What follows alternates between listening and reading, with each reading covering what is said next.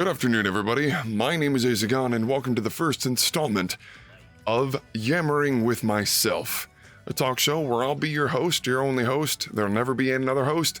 Don't ask questions about it. Today, we're going to be talking about the Pokemon Presents live stream that happened just last week. But before we get into that, I'd like to talk to you about today's sponsor. Today's sponsor is brought to you by Post Malone, celebrating 25 years of mystery meat gone way past its expiration date. Post Malone. The G is silent. Thank you very much, Sponsor Cal.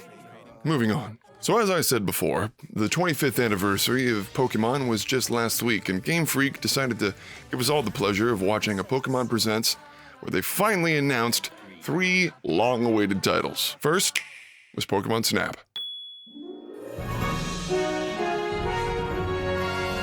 Well, I definitely played Pokemon Snap when I was younger. I am a bit nostalgic for it, and seeing while we do get to play in what is basically called a bean town. This is the Lentil region. You'll ride the Neo Lentil. The Lentil region certainly does seem exciting and absolutely gorgeous for what we saw. I mean, just look at some of these graphics. They're fantastic. Look at them. I want all Pokemon games to look like this. It's freaking gorgeous. Pokemon Sword and Shield almost looked like that. Just pass off all the outsourcing to Bandai Namco, apparently. I mean, geez. The Lentil region is waiting for you. Next thing we're going to be talking about is the Diamond and Pearl remakes. I've seen a lot of people talk about how they don't really like the way the art style's going. Immediately what comes to mind is the male avatar walking towards you with a very weird walk animation and their giant hands. It's the remaster that we've all been waiting for, and despite what everyone's been saying about the graphics, I do think that ILCA, the people in charge of it, despite their track record of not really working on any game prior to this one, I do think that with the direction of what was it? Yes, directed by Junichi Masuda. That's right, okay. I do feel like with his direction, the game will mostly remain intact. When it comes to the 3 announcements, I'm absolutely most excited for something like this. Now, before we move on to our big topic of the day, I do want to hop over very quickly with our news weatherman, Steven. Steven, how's the weather out there? And that was Steven with the weather, reporting from Texas. Hang in there, Steven.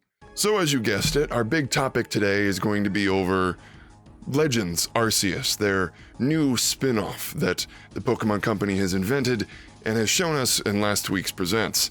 When you think of Pokemon spin-off games, what are some ones that you usually think of? They probably think something along the lines of Colosseum or Gale of Darkness, Pokemon Snap, Pokemon Mystery Dungeon, and Pokemon Rangers.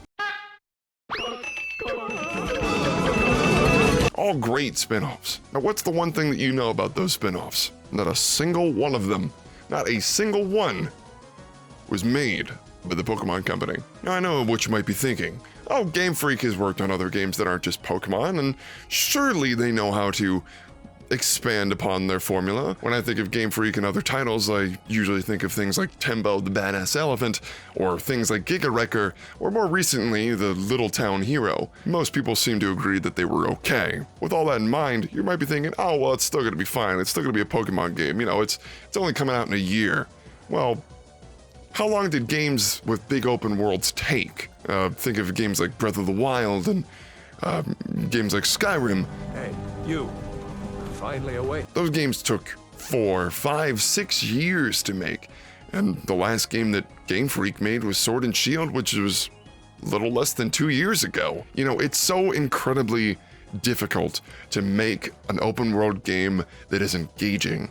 And harkening back to Breath of the Wild, thousands of different areas that you could explore and mechanics that made it easier. You look at something and it wouldn't be impossible for you to go find it.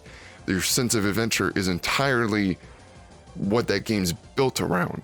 Now, I've seen a lot of people being really excited for their first open world experience of Pokemon, and while I am one of them, I definitely feel like the hype might not be fully warranted. I'm excited for the game. I'm just really hoping that it turns out more than what it's shown. This could only just be a dip in the water for Game Freak. And if it doesn't pan out as well as they think it should, who knows what the future of Pokemon might hold.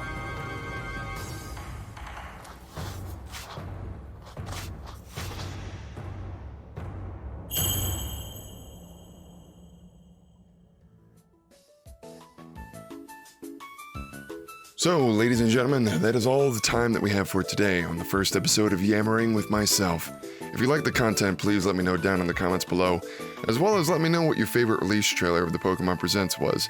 I'm pretty excited to hear your opinion. As always, don't forget to leave a like or a dislike, and subscribe if you want to see more content like this.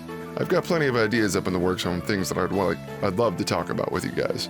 Either way, thank you guys so much for watching, and I hope you all have a good night.